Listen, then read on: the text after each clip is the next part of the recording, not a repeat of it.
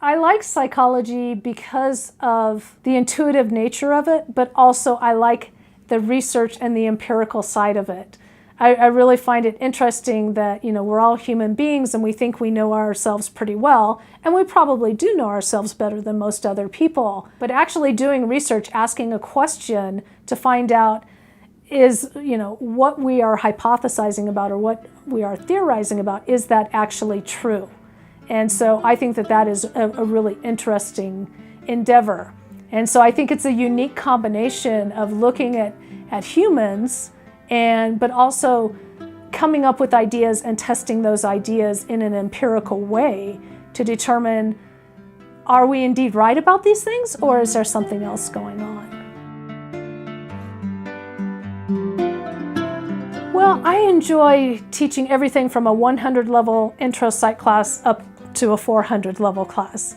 And so, in a 100 level class, I really like to introduce students to the idea of psychology and what it's about and what it's not about, because there are some misnomers out there of what psychology is about.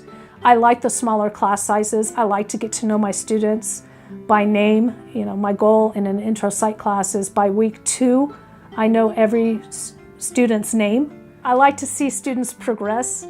I like to have them in a 100 level class, a 200 level class, an elective, a 400 level class, and then ultimately watch them walk across the stage when they graduate. And hopefully, help them in the next step in their career, whether that is serving as a reference for an employer or writing a letter of recommendation for a graduate program, if that's what they decide to pursue. I think just watching students mature and really flourish as they go through the program is really gratifying. So I was really surprised and honored when it was announced that I was nominated for the Presidential Teaching Award, because it is an award that comes from the students themselves. They are the individuals who are nominating. The fact that this is entirely, the nominations are all from students. They are not from other faculty members.